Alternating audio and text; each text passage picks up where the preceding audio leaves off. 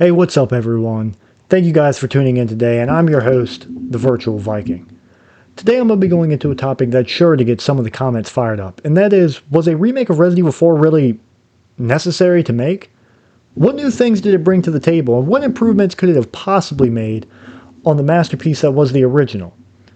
I know these are some of the burning questions I had when a remake of Resident Evil 4 was announced, and it's hard not to be skeptical with all the reboots we're getting nowadays. No! God, please, no! No! Yet my curiosity still got the better of me, and it left me no choice but to pick up a brand new Series X and a copy of the game, and to go on a new adventure again with some old friends, to know once and for all if this remake would make me feel as good as the original did all those years ago. But before we go any further, we need to take a step back into the past to see where this story truly starts. Development of Resident Evil 4 began in 1999, hitting many setbacks and snags.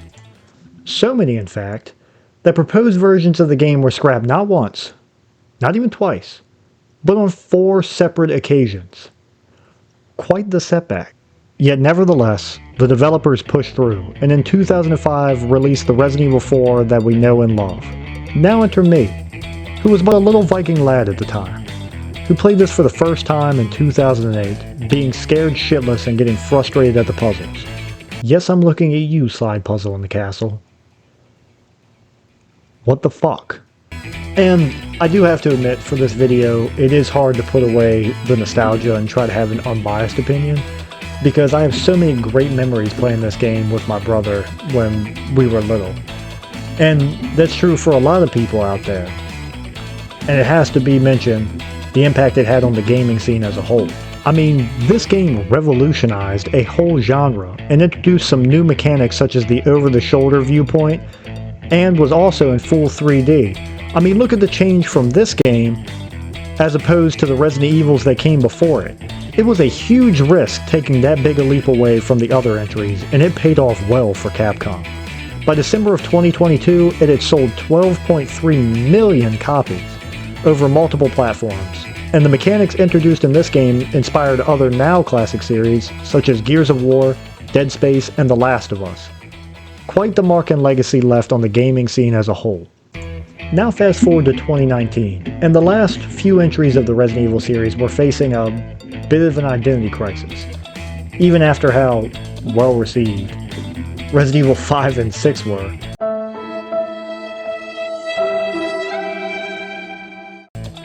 We all know how well that turned out.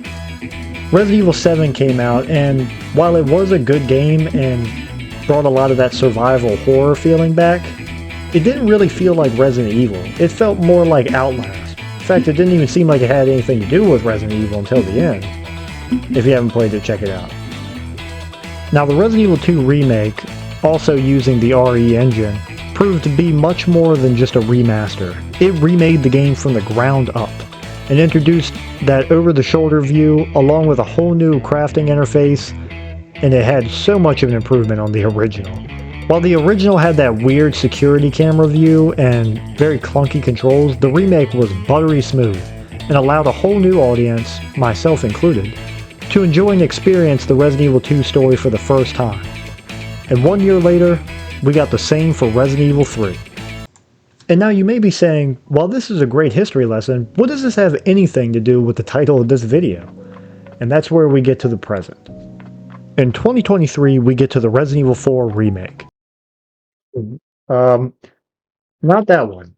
That's not mine. I'm holding on to that for a friend. Let's just click out of that. Anyways, like I was saying. And the game released to amazing reviews, receiving a 92% on OpenCritic, along with a 10 out of 10 on the Steam store and a 4.9 out of 5 on Game Mania. Yet even amongst all these great receptions, this now Viking man was still feeling skeptical, and I was still blinded by memories of playing Resident Evil 4 as a kid. While yes, a remake was sure to be visually stunning, the original Resident Evil 4 didn't have the same setbacks as its 3 original predecessors. It didn't have that same weird eye-in-the-sky viewpoint, and despite being a little clunky, the movement in the game was still playable to this day, and still considered by many to be a masterpiece. My concerns fell into how could Capcom possibly catch lightning in a bottle twice. Yet as I fired up the game, and sat down with a mixed feeling of excitement and preparation to be disappointed. After all these years, I still found myself in for a surprise. As soon as we begin, I get an intro cutscene that's familiar, yet now shows some added detail about how Leon got here, showing snippets of his training along with some flashes to the Resident Evil 2 remake, which, now that I got into play, it was a nice touch. Connecting the two made the overall story feel much more fluid and connected. And then we see Leon sitting along for the ride, and right from this scene we see the connections are there with the original. Someone at Capcom did their homework.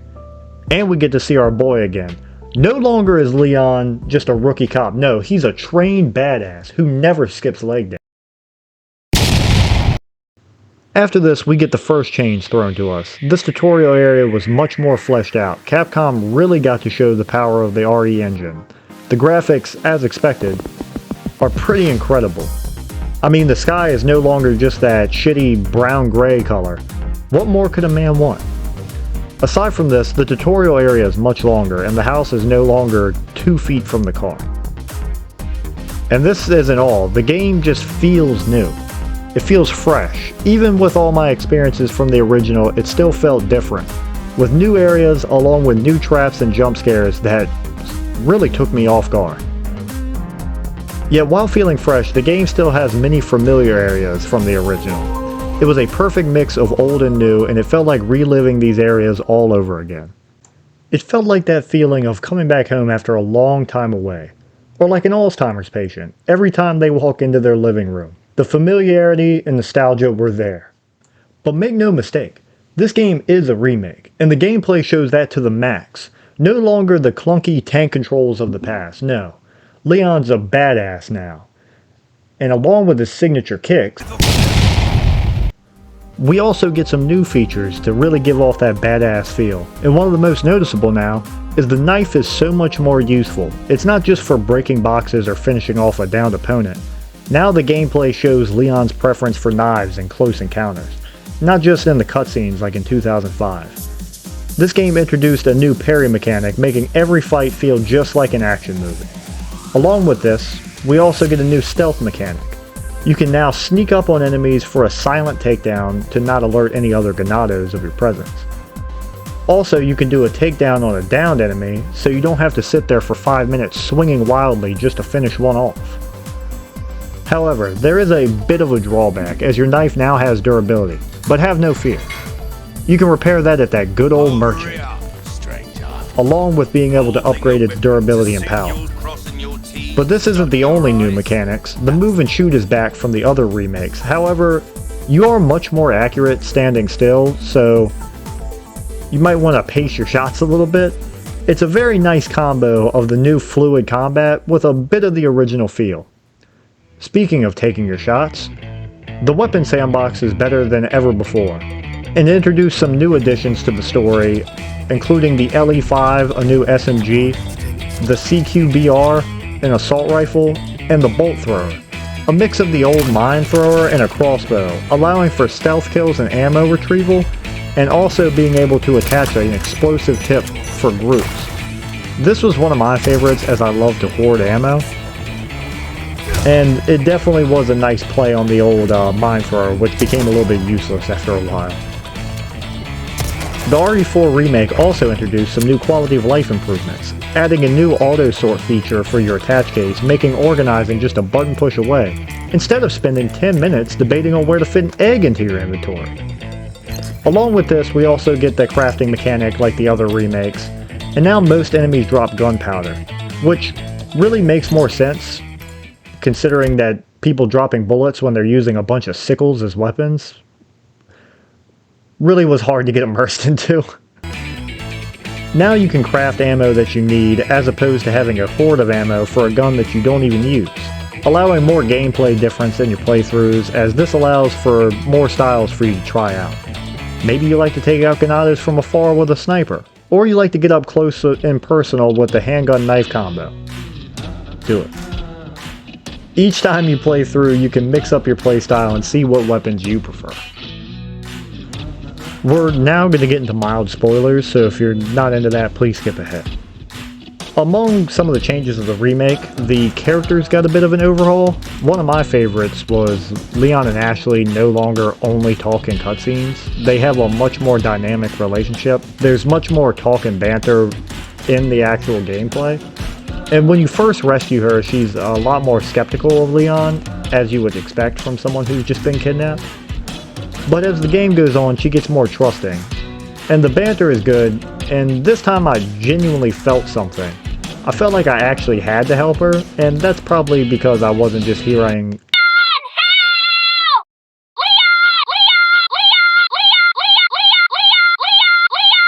1,000 times. And this time around, she's not completely useless.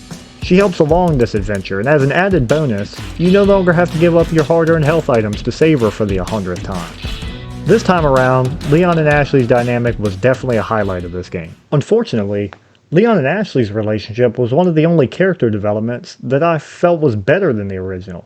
Many of the other characters, they just felt much more, how do I put it? They felt much more flat than their original counterparts. The first example that comes to mind is Ada. In the original, Ada had much more of a seductive, flirty mannerism, which makes sense considering that she was an espionage agent and that we could see that Leon was clearly infatuated with her. And it was more clear that she felt at least a little bit of something for him.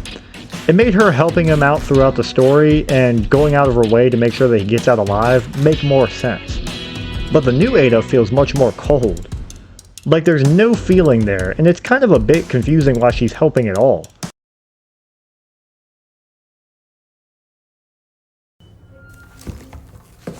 You can stop right there, Leon. Wouldn't make me use this, would you? Put your hands where I can see them. Sorry, but following a lady's lead just isn't my style. Put them up now.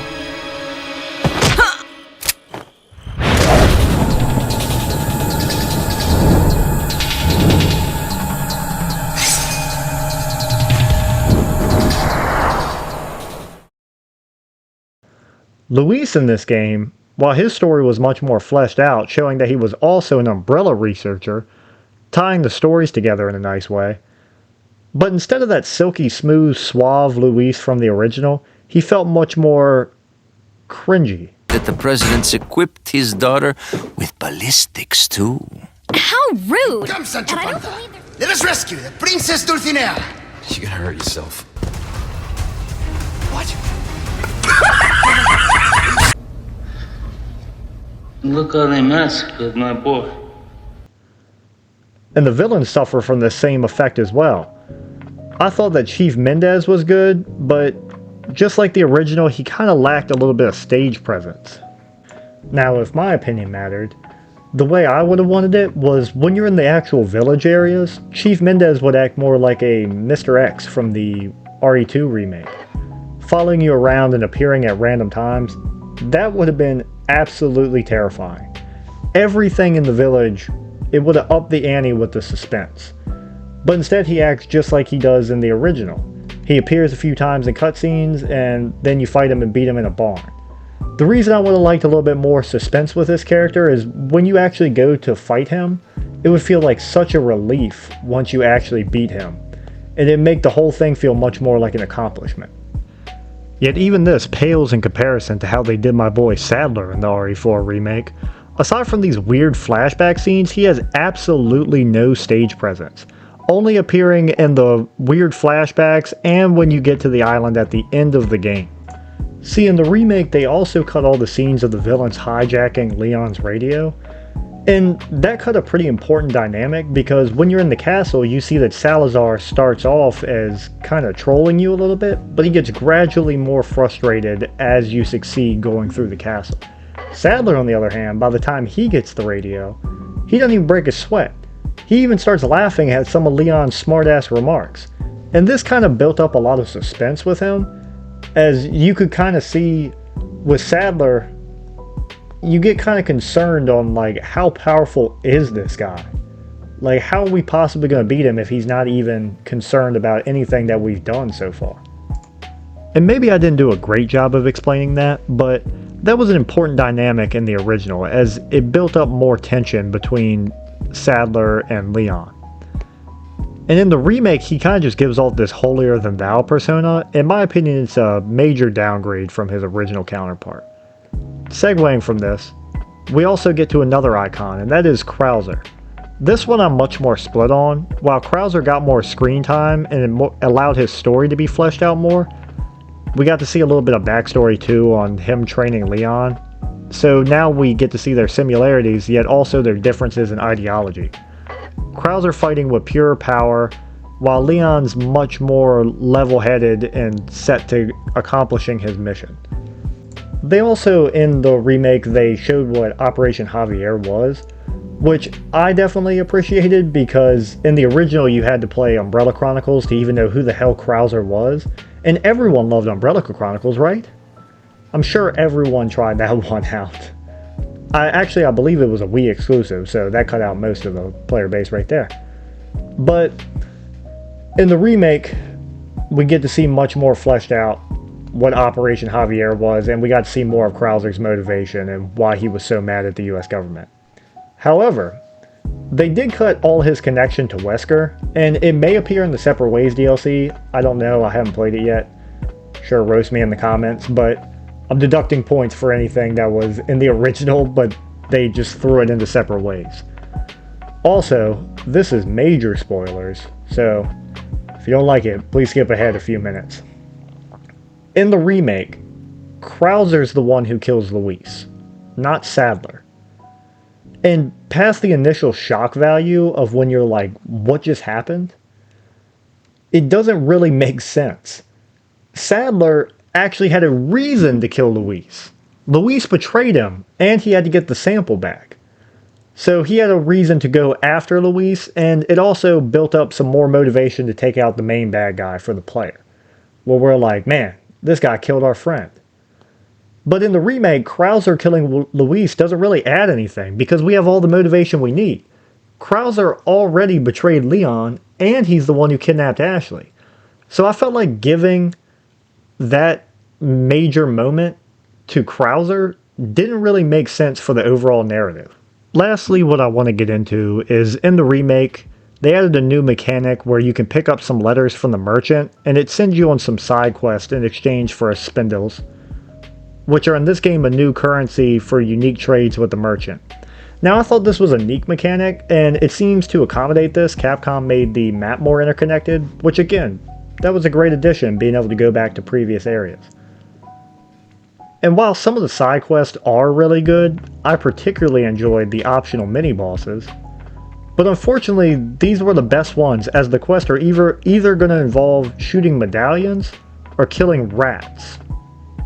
You heard me right. Killing rats. We're killing rats now in a Resident Evil game. What the fuck? And I felt this was a huge missed opportunity, as the map design was there for you, and we already had a few cool, unique side quests. So it kind of feels like the ball was dropped when the design's there, there's already a few cool quests, but instead of getting some more unique quests, we're either shooting medallions 6 times or we're killing rats 6 times. And I know that's quite an inconvenience, it's just that a man can only kill rats so many times before he questions what he's doing. Other deviations were that we had many cut areas to make the map feel smaller. Most notable of this, the gondola in the village, the lava room in the castle, and the 2-pass option in the village. Even the U3 fight on the island was cut, and that was one of the more noticeable ones, as the U3 fight was pretty iconic from the original. And again, I heard that it's going to appear in Separate Ways.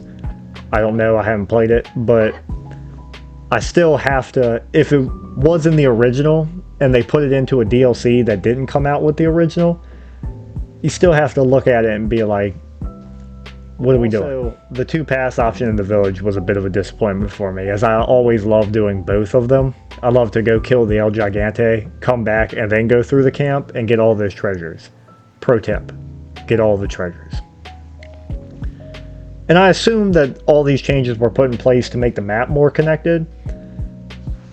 And that makes it even more disappointing that we didn't get a little bit better of the unique side quests. But don't you guys worry. The regenerators are back, and I shit my pants just as hard as I did when I was 8 years old seeing these guys again.